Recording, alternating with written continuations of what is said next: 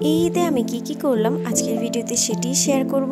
সামনের বছর এই টাইমে আমার এমবিবিএস এর ফাইনাল প্রফ থাকবে, তাই হয়তো বাসায় ঈদ করতে পারবো না। সো এই ঈদটা আমার জন্য অনেক স্পেশাল ছিল। আচ্ছা, এবার মেন ভিডিওটা শুরু করা যাক। আমি বাসায় আসলে ইউজুয়ালি অনেক কিছু বানাই। ঈদের আগের দিন আমি মোমোস বানিয়েছিলাম।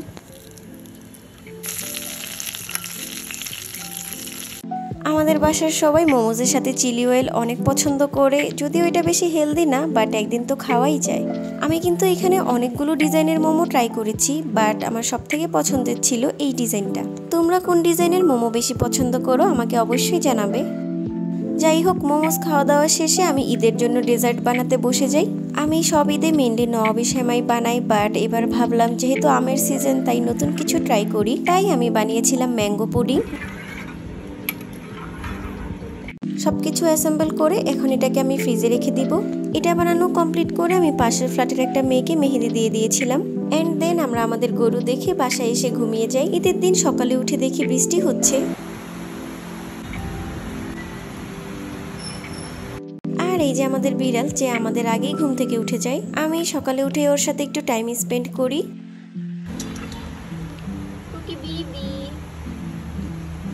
এখন আমি ওকে ঈদের জন্য রেডি করব। ঈদ উপলক্ষে ওকে এই নতুন নেকবেলটা পরানো হয়, যেটা এই নেকবেলটার সাথে অনেকটাই মিলে যায়। এই যে দেখো, ওর সাথে টুইনিং হয়ে গিয়েছে দেখে ও এটার উপর অনেক রাগ দেখাচ্ছিল, বাট পরে কি মনে করে ও ওকে আদর করছিল। Wait, meet my plushie Toffee, এটা কিন্তু অ্যাকচুয়ালি একটা পেন্সিল ব্যাগ। আমি হোস্টেলে যে কুকিকে অনেক মিস করি দেখে এটা আমার ফ্রেন্ড আমাকে গিফট করেছে, যেটা দেখতে অনেকটাই কুকির মতো। যাই হোক, এখন আমি আমার ম্যাঙ্গো পুডিংটা কাটবো।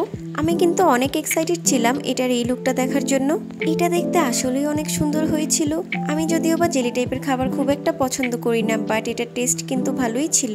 ঈদের দিন যে জিনিসটা না হলে আমার একদমই চলে না সেটা হলো এই চাউমিন, যেটা আমার ছোট বোন বানিয়েছে। এই যে এখানে চিকেন ছিল বলে সেটার ভাগ তাকে দিতে হলো। এখন আমি রেডি হয়ে নিচ্ছি।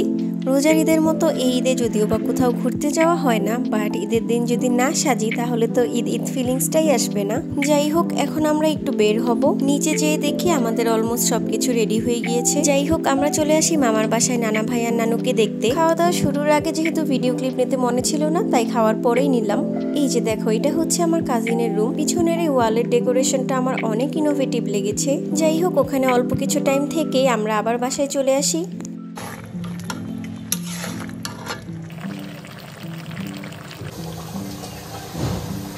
এই যে এখন ঈদের দিনের রান্না বান্না হচ্ছে। বেসিক্যালি রান্নাটা আমি করেছিলাম।